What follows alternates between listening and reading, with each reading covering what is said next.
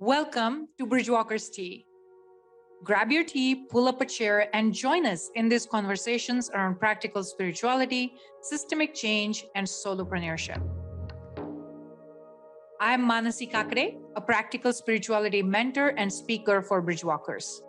I'm Marcia Bernstein, a house whisperer and lifelong traveler on the wisdom path of Mothership India. A Bridgewalker is an analytical, critical thinker fascinated by spirituality. According to human design, both of us are line 1-3 profiles. What this means is that we investigate and experiment a lot, and we share with others what works and what doesn't, and what is worth struggling for. We would love for you to join the conversation too, so don't hesitate to submit your comments or questions via the form. The link is in the description. If you are enjoying this experience, please take some time to review us and subscribe. That will help us to reach more Bridgewalkers. We hope that these candid, unfiltered conversations bring you new perspectives, spark an inspiration, and give you the confidence to shine in your own unique way of being, called dharma in Sanskrit. Because it's through your dharma that you are going to contribute to building new social systems and structures rooted in love, equality for all souls, and equity for the marginalized. And that's what being a Bridgewalker is all about. Are you ready? Let's begin. Good morning, Marcy. Good morning, Manasi. Good to see you. Good to see you too. So I'm excited about our topic for today, which sounds like it is going to turn into kind of like self-care, rest, what it means to us, and the practical challenges that we experience. And we are both coming at it from two different sides.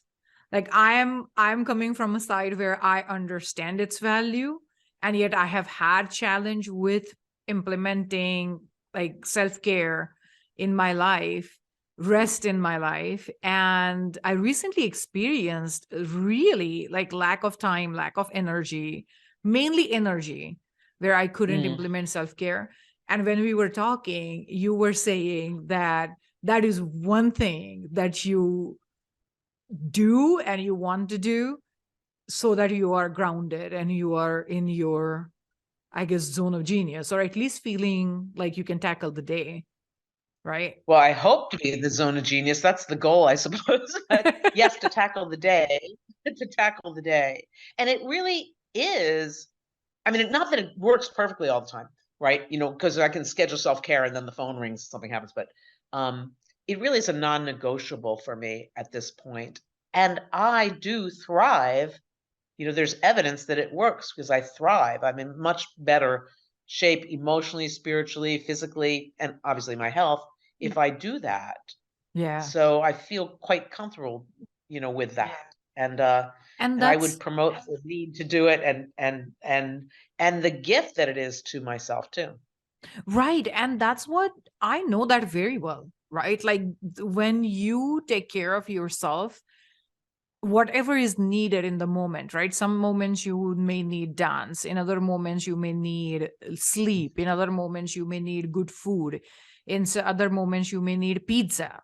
Like whatever it is that feels like it is nourishing for you is how we are defining self-care. We are not talking about just like manicures or like whatever else people think, bath. It goes way beyond that. It's like taking care of your Yes. soul basically in the moment. Right. And I have experienced that too. I mean, I am a big proponent that we need to do that, especially for our Swadhisthana chakra, which is all about you deserve all great things simply because you exist. So one of the great things that we deserve moment to moment is keeping our soul nourished. We deserve that. So I understand the value of it, but last few months have been so draining on my energy with all the healing that is going on and the healing was very personal to me. It came through relationships, and that's really I feel like any healing that I have done in business felt nothing in front of the healing that came through relationships. And then the first thing that went out the door was self-care and the joy that comes out of self-care. Like in the face of pain, I think the first thing that goes out the door is joy. I was just going to say, I really feel like that's exactly what happens, is that self-care creates joy. That's why. And I notice that, like and maybe joy isn't the only word, pleasure, right? Nourish, you Pleasure. just use the word nourish, right? Pleasure. Without my self-care, and part of this is because I come from a background of trauma, honestly, for our listeners, if they Mm-hmm. don't know that yet. So, so I don't sense the pleasure. The juiciness is Yeah. not there if I Yeah. don't do the self-care. Now, it's not a Yeah. direct correlation. It doesn't happen the moment I don't get an opportunity to like spend time with myself or something, but it is the place where I suffer then. And so that I don't feel as much pleasure in the world. And I just hadn't realized how important this is to everyone. I sort of look at it like, oh, I'm older, I'm this, I'm that, I'm burnout, whatever. I need self-care. I think it's everyone these days. It really is. I mean, you mean everyone And needs self-care? yes. Everybody absolutely does. Yep. Yep. And I think it's not just because we are overwhelmed, we are stressed, we are constantly on screens, but I think we need self-care just to stay grounded in who we are. Asking ourselves that question moment to moment, what do I feel like receiving right now, is really never a question we are trained to ask. Right. Because we may ask, what do I feel like doing? We may ask, what do I need to do in the moment? Like, how do I show up for children? How do I show up for my partner? How do I show up for my friends, for my clients? But we never are trained to look at it as, what do I need to receive in this moment? And asking that Mm-hmm. moment to moment, that may look like I need the joy of seeing my client, and I'm going to see a client, Mm-hmm. right? But it's the perspective behind it is, what is it that I need to nourish myself? And either people, initially when I first started on this journey, I used to think that this is all selfish. Then I graduated and I started thinking this takes more time, maybe. And then I realized, oh, okay, it may not take more time. And then as I realized, oh, self-care doesn't have to take that much time, then I realized it does take energy too. So no, it is not selfish. It doesn't have to take a lot of time. And sometimes it is something that I'm experiencing as unavoidable, meaning if there is a lot of trauma going on, which was happening to me in the last like 6, 7 months, I Mm-hmm. lost my sleep, Marcy, and I had never ever had issue with the sleep. Yeah. I lost my sleep and I'm worrying about other people, and I'm worrying about my own trauma, and literally just sleep went out the door. And then in the Mars retrograde, this was many people were experiencing that Mars retrograde was what it was reflecting was issues with our body, like how are we working with our body, and that was being reflected in the universal energy as Mars retrograde. So in that Yeah. time, I really, like, there were body aches, and even though there were body aches and I knew I needed stretching, I didn't have the energy or the desire to stretch. It was a simple Well, stretch. Like, it could take 5 minutes, but I couldn't do it. I mean, I completely relate to what you're saying. And I think that, and some of us are more grounded than others just naturally, on our character and our approach to the world, or Ayurveda sees it as just, how we look at people as though they're made of different things. We hear people think about some dosh as, more grounded than others. I Right. am less grounded. You are more grounded. I Mhm. love that about you, right? But Mhm. that I might be more exuberant in other ways, or, it's not that one's better or worse, but I do tend to need to work on that grounded nature for myself. And I Ooh. think, right, I just have to work with her, with that woman that needs the grounding and always has. That's been a lifetime. And I would say now I want to frame this differently. This is a great thing. I think I brilliantly said this in the group yesterday where we were meeting and having a similar discussion. We talk about how to manage stress all the time, at least in this country and in this day and age, right? Stress Mhm. management, stress management, stress management. We hear it all. It's a mantra, right? We don't talk about rest management, Mm. right? We That's need to, I beautiful. think because we talk about stress management but rest. relaxation, self-nourishment is sort of on the back burner, but stress management's on the front burner. I really think we need to make them more equal. So somewhere we're not quite valuing them, so we feel that we associate rest and rejuvenation with the lack of doing something, with stillness, with sitting quietly. And in this country, we tend to think inactivity is negative, right? You're not being Mhm. productive. You're not, I mean, even if it may not be at your job, it may be taking care of kids or your animal or whatever it is, cooking. Sometimes I just don't feel like eating because it's too much trouble, right? I agree. I agree. And Yeah. this is Yeah. so profound what you said, that we think about stress management, we don't think about rest management. And I think that gives it the perspective to actually understand Right. that if we actually manage rest and relaxation, stress will be automatically managed. It's like one of my biggest aha Exactly. moments related to time management was, it's not that I'm managing time, it's that I'm managing energy. Like if I can do, Mm. if I can bank on my highest energetic times to do a certain activity, it gets done in a shorter time and in the flow. Lower energy time, if I can use that time for rest and relaxation instead of fighting to get something done, then that time rejuvenates me to get more work done in the high energy time, right? So that's like time It management versus energy management. completely, Monacy, and it is unique and an inverted relationship to what we think is logical, right? This gets, Right. of course, energy is more than just straight logic anyway. But it is interesting because the darndest thing happened when I started to take care of myself more, which I would say, as many women in this current day and age, when did I start to do that? When I started to fall apart, right? I mean, Right. Right. right? Exactly. You get to the Exactly. edge and then you go, okay, something's got to change. But when I started to do that, I became more effective and efficient. That's But it why that works. rest management goes into energy management as well. Because Yes. so if we want to manage our time, become more productive, we need to focus on energy management rather than time management. Again, we are looking at the root versus the symptom. And then if we want to Yep. manage our energy, we have to manage our rest. Like that is one of the components of managing energy. So Yes. again, we are going Yes. even further, deeper into the root.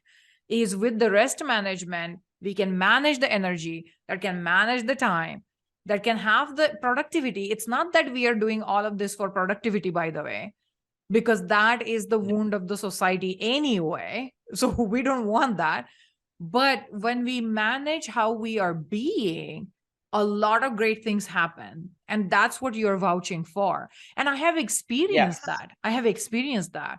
But it didn't hit me until now when we are talking about this, is that the first thing that goes out the door when I experience pain and trauma is the joy, meaning already Yep. my high energy has gone down. By Mm-hmm. high energy this time, I don't mean high physical energy, I mean higher vibration has gone down already.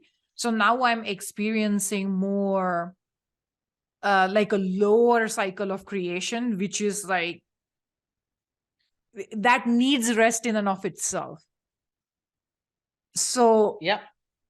somehow I got into this cycle that I do need nourishing activities, but I don't have the energy to do them.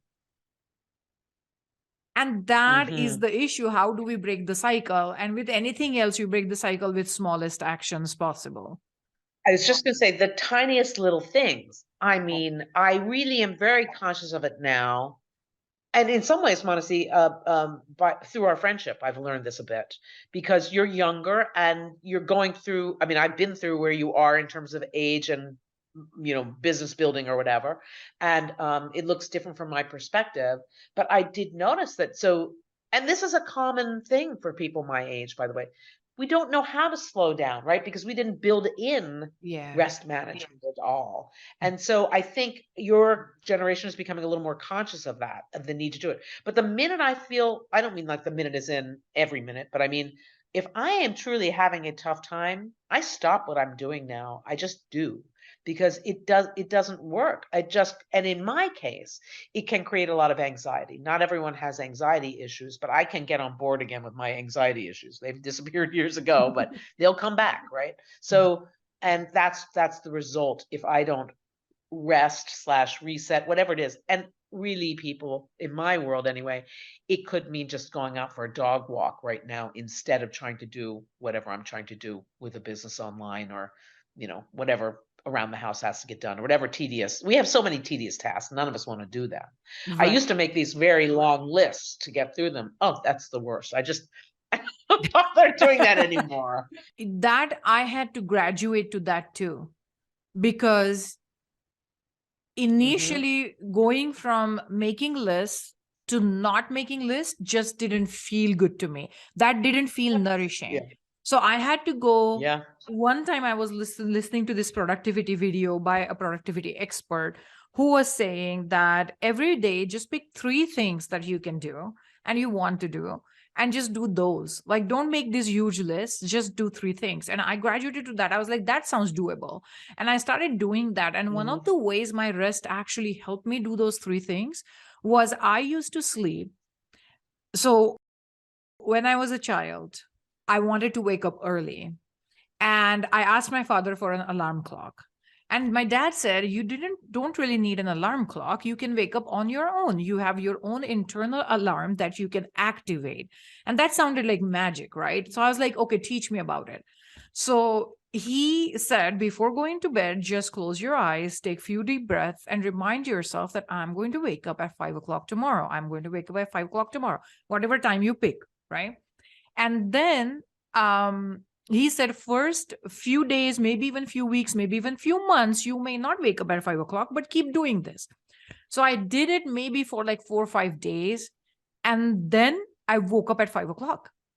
Then I woke up at 7 o'clock, and I could decide when I want to wake up, and I would wake up exactly at that time. Then I even experimented more. I said I would set an alarm and see if I still wake up. So if I wanted to wake up at 7 o'clock, I'll set up an alarm at 7 and I would wake up at 6:55, like just a few minutes before, well rested, right? So then I understood the power of sleep, the power that our intuition or inner knowing has, like, oh, she needs to wake up at this time, let me wake her up, right? I understood that. Then after that, I realized I'm just going to trust my body in knowing how much sleep she needs every night. And then I didn't even set a time. I didn't set an alarm, obviously. And after that, I just said, okay, I will wake up when I wake up and I will be well rested. So that has been my sleep cycle. Then I added one thing on top of it when I understood about these 3 things is I would not only wake up well rested, I will wake up with 3 ideas in my mind as to what are the next actions for that day. And what I didn't realize is every time I was tapping into my intuition, my body's inner wisdom, I was tapping into it, but it wasn't taught to me like that. And I didn't know, I didn't have that verbiage around it. But every morning I wake up, I would feel well rested with 3 ideas in my head. I will take those actions and move forward. The next day would come. And before I knew, I had my business. I was making web pages. I was selling courses. Like before I knew, things were moving fast, but they don't seem fast in the moment, but it is a faster progress in the long term. Hmm. Well, I think Einstein tried to explain this to us, about time, but we didn't understand it. What a gift your father gave you. And he gave you the gift of your own inner knowledge, and I would say inner intelligence, right? And we Yep. don't pay attention to that much, especially in this culture. But wow, Manasi, I mean, that's powerful. And I really feel like that because I believe, I've also come to believe through experimentation, trying longer lists, shorter lists, no lists, waking up, not waking up, whatever it all is. I'm an experimenter and I love to do that. So I often do run these experiments with myself. And I've got a great one going now that's so simple. I'll explain in a second because it does involve rest. Um, it is that, I mean, this stuff just works. This inner knowledge is what makes it work. Your body does know this. It knows what it needs to eat. It knows what it needs to, how it needs to sleep, how long, all of it. It really does. And this is I would even call this so important that this is an untapped resource. It is. in our culture. I really feel like it is. And it appears uh, evidentiarily, is that the right word? That based on my own experience, that this makes me a healthy, happier person. And I mean, completely, literally healthier, right? Yeah. More effective in my work, etc. So I think it's really important. So yeah, untapped resource. I think I could be a proponent of telling people that. Here's the tiny little reset I'm doing now. People always in this day and age, and you mentioned sleep, because it goes out the door pretty quickly for almost everybody when we're stressed or there's a lot, just we're busy, we're overly busy. And so lots of people will talk about how they can't sleep, especially seniors, people my age or so. And, there's all kinds of things you can do to sleep better. And there's all kinds of information on the internet telling us how to sleep better. But there's just a yoga pose that works really well. Doesn't involve taking any herbs or doing anything different. You can do it while watching TV. You can, Mhm. right? Just put your legs up the wall. Like in the yoga pose, like you're laying Mm. on your back with your legs up the wall. If you're not comfortable doing that, because some people's legs, their calf muscles don't want to stretch that way, you can have them bent a little bit, but try to get them up the wall. And I've been running this experiment. I was shocked. I'm sleeping like a baby. I mean, it is so simple. And I did look up the science on it. It has to do with oxygenation and all kinds of things. But I suggest even in the middle of the day, if you feel that, you could try that. I haven't used it in the middle of the day. I do it sort of, for 15, 20 minutes before I go to sleep. Interesting. Yeah. So you do it 15, 20 minutes before you go to bed, and then you just sleep and you Mhm. feel you are experiencing that you're Yeah. sleeping better. I need to try that. Yeah, I am. Yeah. It's surprisingly simple and, it's very comfortable. I mean, I'm sure there's some person that will say, I feel uncomfortable doing it, but mostly I don't think anybody would. Mhm. And it is part of I can't remember Manasi, do you remember the name for the yoga pose? I can't remember No, I don't the remember actual the name. name I for it. don't even know Is if it, this is yes, it a is. yoga pose or this is like on the way to Shirshasana, which is headstand. I, I think it's actually a yoga pose in and Oh, of it is. itself. It is. It I'll is. see if I can Okay. find the name. Yeah. You can always put it in the show notes or something later if you want to. But I think it is. But regardless, Okay. and it did turn out. I mean, someone else mentioned to me. It did turn out that it is floating around the interwaves, as we say. Mm. But I did check out the science. But it's very effective, and seems like a very subtle thing to do. All sleep is restorative. Different phases during the sleep cycle are more restorative, but that's why we do it. When I was really at my worst in terms of wanting to be efficient, I didn't want to sleep. So I used to try to cut my sleep, sleep less and less all the time because it seemed inefficient. But I know that sounds funny, but that's me. That's, running another experiment. And it's really quite detrimental. I mean, our bodies are set up to detox and do all kinds of things during the night. Our organs are doing different things during that rest time. So it is very important to get restful sleep. Absolutely. I mean, sleep, I think, is Mhm. the core. Sleep, we have to manage how and do whatever we need to do in order to get good sleep because that's where restoration of the body happens. And there is a ton of Yes. research around it too. It's sad that our sleep can go away with whatever we are experiencing, whether it's the pain on the body or pain of the heart, pain of the emotions. The sleep Hmm. can go away, but even knowing simple things like that. And then wasn't there another one that you were saying, like drink warm milk before going to bed? Warm milk. I mean, there's all kinds of Ayurvedic formulations, golden milk. Anyone can look that up. But, we know that tryptophan is in turkeys, it's in milk. It's something you can even take as a supplement to help you sleep.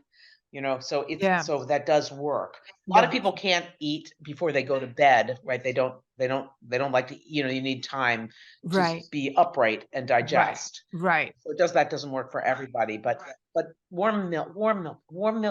I tell you, warm milk and honey is just delicious. It is delicious. It is Just delicious. so Comforting. comforting. Comforting. Yeah. Comforting is the word. Yeah. Another thing that helps me is I found these melatonin gummies. Hmm. And but with that, we have to remember one thing is, I mean, whatever is the dose that you take it, and they are not addictive. So that's important.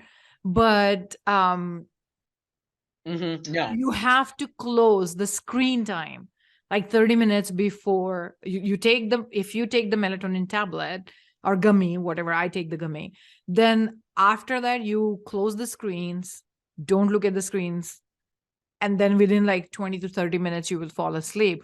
But that screen time, if you can avoid the screen time, then that's important. The screen time, actually, science says that the screen time actually turns the body makes melatonin naturally. Yes. It makes less of it as you age, by the way. Mm. So it's just one of those things. But screens actually, or daylight, right? If you turn on a lot of lights or you sit or you're outside, right? Right. It turns off the melatonin production in your body. So it's counterproductive. So if you're taking melatonin to sleep, don't be looking at your phone at the same time. Exactly. You need It's to do not one going or to the help. other. And that's right. And a suggestion, because melatonin does work, is I like to take low dose liquid melatonin because people need different doses of it. And so you can do, whenever I'm trying to figure out a dose of something, I might take something like 2 drops the first night, didn't do anything.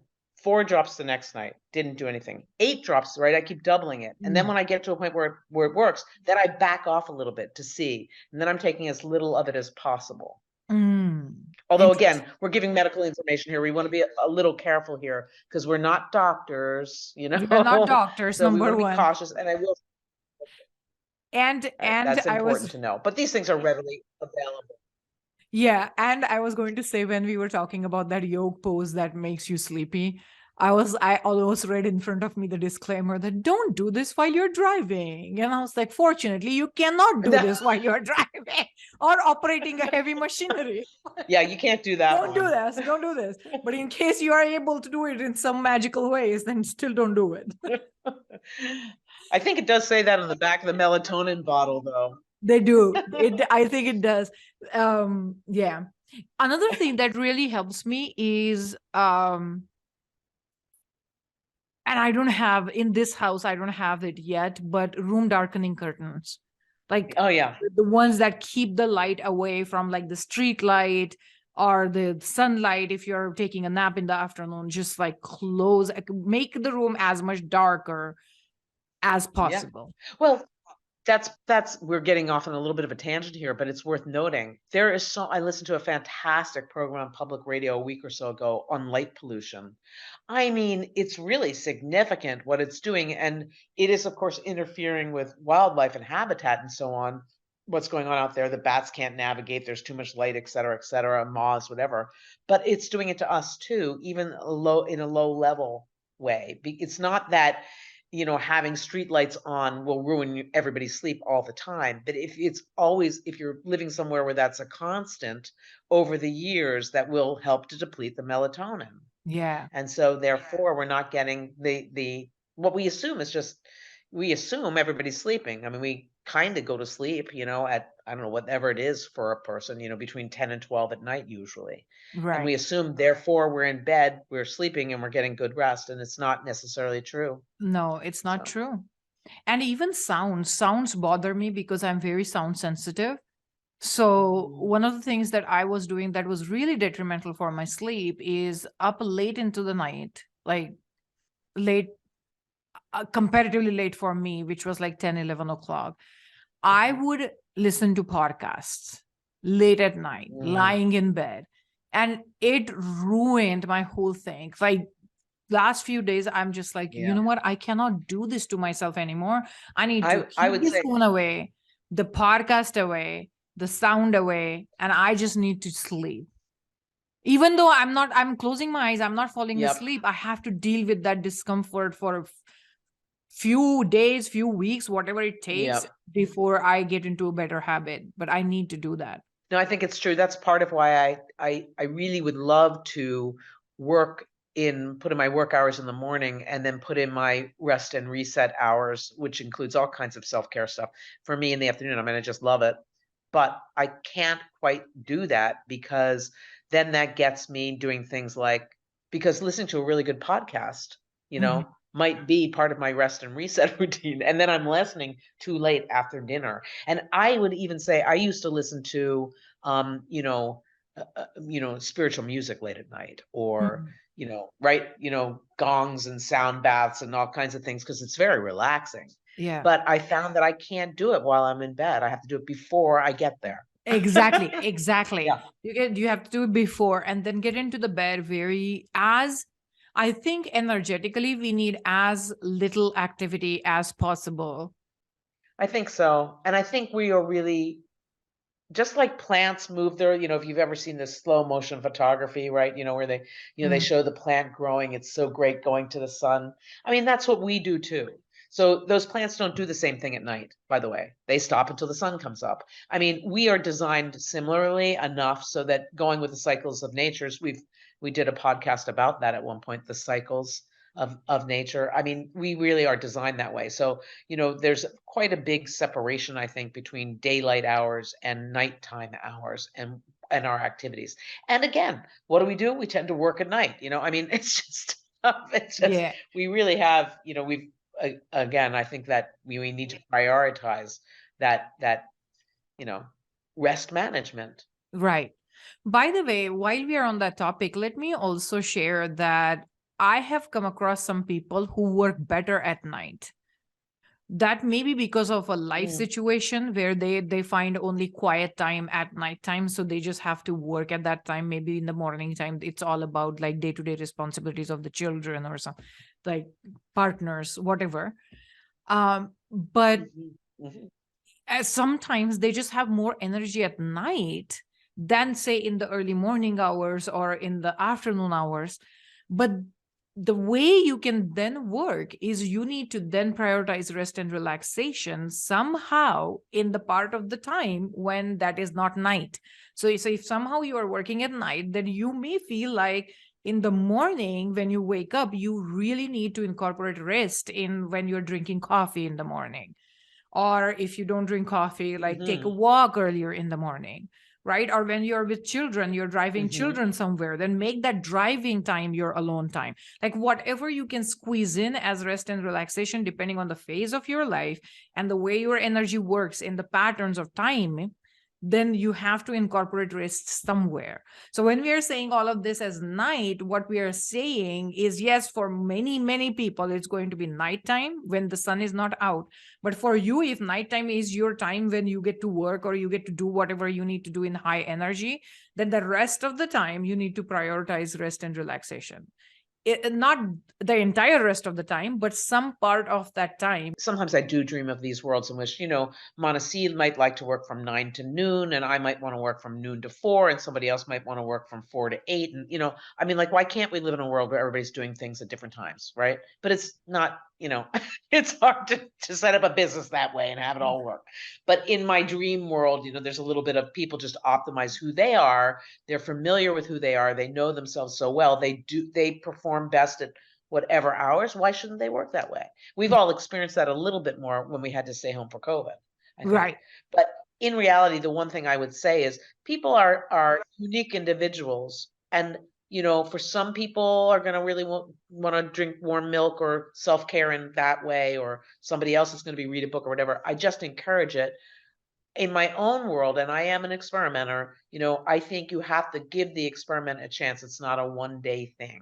So I would say Absolutely. I encourage, that as you make the change to say turning off screen time, you only need to do it, 51% of the time to be in a majority. You don't have to do anything like cold turkey, like, okay, no screens ever after 5 o'clock at night or something. You can like, you ease it in, and then once you get there so that you've made a fairly significant change, try that for up to 3 weeks and see what happens to you. That's Right. certainly 3 weeks is a long enough period of time for almost anything. Um, Right. Right. actually, And they say, I think, don't they say 21 days to change a by the habit way, that is anyway? debunked. We're mostly just tied into the habit. Oh, it Right. was That is debunked? debunked, I think. That 21-day thing, I don't know where the random number came from, but Oh, that is good. debunked now. I think that is debunked. But the point here is that there needs to be enough time given to the experiment before we can assess the data that comes from the experiment. So ultimately, you do it Mhm. whatever time Yeah. you feel is And long enough, but that long enough time isn't like 5 times. yeah, right. But I also think, just of worth noting here, if we're trying to shift away from just stress management to rest management, we are kind of addicted to stress management. We've just been told that messaging for so long, and our culture is so set up that way. Yeah. And again, and rest for one person may be 12 hours of sleep, and for another person, maybe, 6.5 hours of sleep. The idea is to feel rested, Right. that there's quality in your rest. Right. I think we'll all agree that sleep is important, but really, I mean, having time, good quality time with your family, taking a walk in nature. Maybe it does include some of the things now that we hear about, like meditation. Maybe it doesn't. It's different for different people, but that we prioritize that sensation, that it's the juiciness, it's the sweetness, it's the comfort, that sensation. We need to have more of that. And that is such a beautiful way of putting it. I remember one time you told me, I said, Marcy, I'm craving all the sweets. And you said, sure enough, Manasi, because there is no sweetness in your life right now with whatever was going on. And it stuck with me, right? Like if I was craving chocolates and ice cream and some Indian desserts because there was no sweetness that felt comforting in life in that moment. And it's the Yeah. same thing. Like if we are craving something that doesn't feel like, to me, this feels like this dryness, like the juiciness isn't there. Like that was a perfect way of describing the juiciness that comes from being connected in life wasn't there. It was this dryness, like barren land that is craving to have water. That's how it felt like. And that's how I'm like drudging myself through that desert, trying to get to water in some way. And the way you described, like that juiciness, that sensation, that way of describing self-care is just so spot on, and it's so beautiful with what I had experienced. That yes, like if I have that image in front of me, I'm just going to be like, I need my water today, and my water is my self-care right now, right? Like that's what, like what I mean Yeah. is, I definitely need actual literal water, but I need that metaphorical water when I am in the desert. I do need that I water. think so. And we tend to, because of the culture that we live in, and it's not bad, it's just we're overburdened by it. Okay, well, if I'm drinking water, then I need to know how much water to drink. Oh, per my weight, per my this, per my that. You know how there's all that information on the internet. I mean, really, I encourage people, what makes you feel good? Right. And maybe we don't have to feel that bad all the time. And it's not just stress in general, of course, but stress, like I say, if I'm just saying, give it equal time. If we talk about stress management, why shouldn't we talk about rest management? And then Exactly. we do need to define, as we define what stress is in our lives, we hear it everywhere. I mean, you can't get on your phone without seeing some video about it, right? Or something push at you about stress, you know? So, but it would be lovely to have the same thing kind of, at least for me, internally about rest. Absolutely. And then that's a good point that you brought up, that if we are defining what stress looks like to us, we also have to define what rest looks like to us. Right. Right? Like just having, so one of my things that I'm doing as a self-care is making dosa for breakfast. Dosa is this fermented food, right? It's the non-Indians would describe it as flatbread. Obviously, anything is just flatbread, but there are different types. This one has a rice and urad dal, which is a type of But a pulse. No, not pulse. Legume. It's called legume, right? Like the thing that splits, whatever it's called. But urad dal and rice, you put it together, you let it soak, then you grind it together with some salt in it, and then you put it to overnight for fermentation, or like some amount of time for fermentation. Now, once it is fermented, it's ready, it can stay in the fridge. And every morning, that has been my breakfast, that I like take my own time to put that skillet on on my stuff, make me a few dosa, and eat them. And that has been my self-care, because I was finding that one of the things that I was doing as lack of self-care is skipping breakfast. And I get so hungry in the morning that if I skip breakfast, I just don't eat all day, because all my hunger is gone by the time I get to some meal at like 4 o'clock. And then that has been my pattern, is what I neglect food, right? That has been my previous pattern of neglect, self-neglect. So I said, how can I make it easiest for me to have breakfast in the morning? The food that I like, food that is easy to make. Those two qualifications had to be there. And dosa came to mind because one of my aunts, she used to make dosa every morning in her home for her son to eat. And that cousin of mine, he's in the US now. He still eats dosa for breakfast every morning. And he's like, this is the most convenient breakfast you can ever have.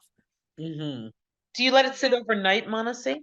Not always, because we have these radiators in home. They ferment much faster. Like if I keep it on the radiator and it's warm enough, and then I take it out, I keep it inside the oven is switched off, and then it sometimes is fermented in like 4 hours. So I don't have to keep it overnight. In fact, these days I don't, especially in the wintertime, I ferment that in the daytime. So I have some control over fermentation, of how sour it becomes and how much airy it becomes. So in order to have that control, I don't do it overnight in the wintertime because of our radiators. Yeah, that's fantastic. I love that you're using your radiators. Our radiators are the best thing. They are our towel warmers. They are our fermentation, yogurt maker. They have everything in them. A yogurt maker. They're perfect for yogurt. I miss the radiators in the Victorian homes. I really do miss them. That's fun. Yeah. Yeah, they're very useful. They are. Yep. And those are these like small ways of making that self-care easier for you without perfection getting involved. Because one of the things when you were describing how much water I'm drinking and all that, I think we also have this tendency, which is also a systemic wound, is to go to perfection. It's like, I used to think unless I have this perfect breakfast that is rich with protein, which by the way, I hardly ever eat protein. I cannot say protein. I hardly ever eat animal protein in breakfast. So I had to find my legumes. I had to find my whole grains, stuff like that. So cooking in that way in the morning was harder for me. So I started cooking dinner and then have that for the breakfast. But at some point that got boring. So the point is, we have to constantly work with whatever is our rhythm. Like something we liked a few years ago may not be the rhythm right now. That may not be the need right now. We don't have to be perfectionist. We start somewhere and continue going, because that's another thing too. Just same way that I described earlier, that when the pain comes in, the first thing that goes out the door is joy. The same way, if we can bring in even a little bit of joy, first thing that starts going out the door is that pain. It's the matter of what are we choosing to bring in small doses, and what are we releasing in small doses. It doesn't have to be big. It doesn't have to be perfect. It's just breaking the cycle. And I want to add one more thing to that. Some of us have very deep pain. Yeah. Some of us just have pain because the day's a pain in the neck. You know, I mean, it could just be one day of pain, but the body just recognizes relief in a general way, right? It recognizes pleasure. Yes. You know, as just pleasure. We're not talking about amazing pleasure, great pleasure, perfect pleasure. We're just talking about the relief that comes from adding a little bit of something joyful back into your life. And that can be healing for the bad day, right? It can also be healing for a lifetime of wounds. A little thing can go a long way. It is. Your body just knows, oh, I'm consistently getting more joy. Yeah. And it's the balm for our wounds. It's the balm. Thank you. Great word for that. Yeah. Beautiful. I love that. Yeah, right. It's the balm for our wounds. Yep, it is. Because when the rest of the world, or whatever feels like the rest of the world, our world is chaotic to begin with. It is creating its own wounds in every moment, basically. But when that world isn't working out for us, when maybe people around us aren't working out for us, maybe the business isn't working around us, at least we are reinforcing to ourselves that I will work for us. Right. And that's where that balm comes in. Like, at least I am choosing you, soul. Yeah. And that's Swadhisthana, right? Swadhisthana, yeah. Beautiful. I love it. It sounds so simple, and that's something that I still get hung up on, is that some of these things really are simple. We look for complicated solutions, which is also like, oh gosh, if I try to figure out why I'm not sleeping, that's going to be another to-do list, right? How I Right. have to go to bed or something. It really does not have to be that way. That's not been my experience. Yeah. It can be little simple things, and but a refocus on pleasure and joy makes a big difference in my world, I know. And that's the word, the Otherwise, I mean, years ago, I refocus. used to be like depressed for weeks on end. Now it's like, Yeah. yeah, refocus. Yep. Refocus. So it's Good. interesting. So in order to conclude, I just want to reiterate the words that have stuck with me in this conversation. And Marcy, maybe you can do the same. The juiciness, that idea has stuck with me, that self-care is bringing juiciness in life. Mm-hmm. Refocusing on pleasure versus pain, that is stuck with me. The word refocus. Balm for the soul, that felt good. And all of this, this is my attempt of capturing the energy of self-care, what feels comforting. What has stuck with you, Marcy? Soul nourishment. Ooh, Nourishing the soul. That's a good one. I love that. yeah. And a very simple thing that you mentioned, Manasi. What do I feel like I need right now? Because this doesn't have to be a whole evening of self-care. It can be just like, I finished this podcast recording with Manasi. I've been sitting on my bum. I think I'll get up and go stand by a sunny window. It doesn't have to be much, right? Just Right. what do I need right now? But ask the question first, and then it won't feel like another task. What Mhm. do I need right now? And I think, much as your father's illustration, it then helps to train ourselves to look after ourselves. It might take a while to get that answer, right? What do I need right now? But your inner knowing will give that to you. I think Absolutely. that really stuck with me. And that was the last thing, our inner knowing. We all have it. Every one of us has it. We just don't use it. Underutilized resource. Underutilized resource. Yes. Yeah. Very important. I'm so glad we had this conversation. Thanks for bringing up the topic, Marcy. It was fun.